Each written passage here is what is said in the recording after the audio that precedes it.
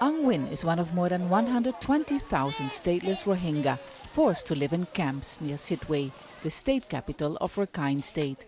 Because of a travel ban, he can only communicate with his relatives in northern Rakhine by phone. That's how he heard that his 60-year-old relative was shot by soldiers 2 weeks ago.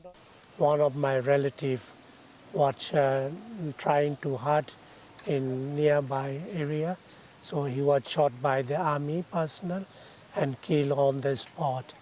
So on that event, that morning, they killed 7 persons.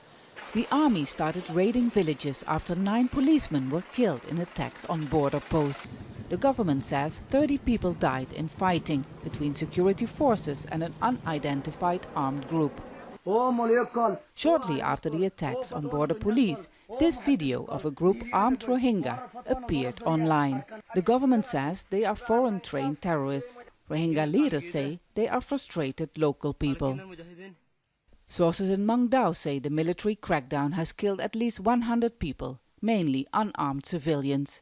A man who does not want to be identified because he fears for his safety says 8 women and 1 baby were killed. 2 women were raped in a nearby village. In Cherubin village, they killed, some families. Like there's one delivery case just before 2 days ago. While they all are there, the military come into the home and then they shot, including baby and also women and other people. A presidential spokesman denies that extrajudicial killings have taken place. Despite repeated requests to the state government, was still not allowed access into northern Rakhine to verify reports of extrajudicial killings and arbitrary arrest during a military crackdown. The United Nations has urged the Myanmar government to allow access to do a proper assessment into summary executions of civilians, including children.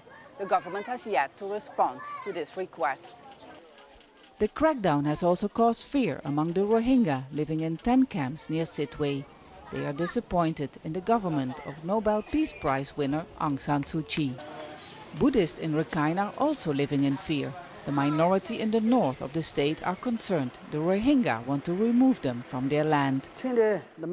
Since they are the majority in northern Rakhine, they want to dominate this land and they don't hesitate to kill Rakhine people. I think it is very dangerous for us in the future. The government has urged the nearly 1,500 Rakhine people who fled the violence to return back home. Around 15,000 Rohingya are still displaced. Tens of thousands are waiting for international aid organizations to be allowed access to deliver food and medical aid. Vaessen, Al Jazeera, Sittwe, Myanmar.